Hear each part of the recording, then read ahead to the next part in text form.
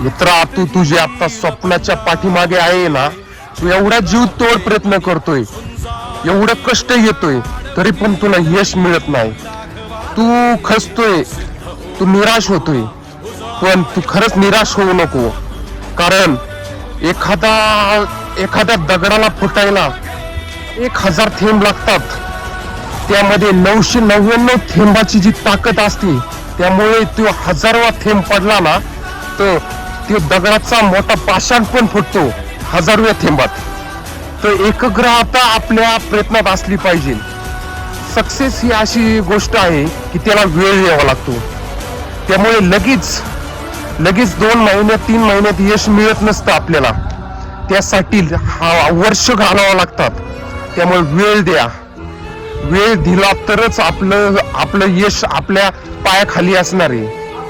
लगेच निराश, लगेच खचून जायचं आणि प्रयत्न सोडून द्यायचा आणि असा विचार करायचा की हे आपल्याकडून होणार नाही, असं खचून जायचं नाही. आपल्याला यश मिळवायचं असेल ना, तर संयम ठेवणं खूप गरजेचं आहे. जोपर्यंत आपलं स्वप्न पूर्ण होत नाही तोपर्यंत माघार घ्यायचीच नाही. आम्ही पंख पसरुनी तुमचा झेप घेतली.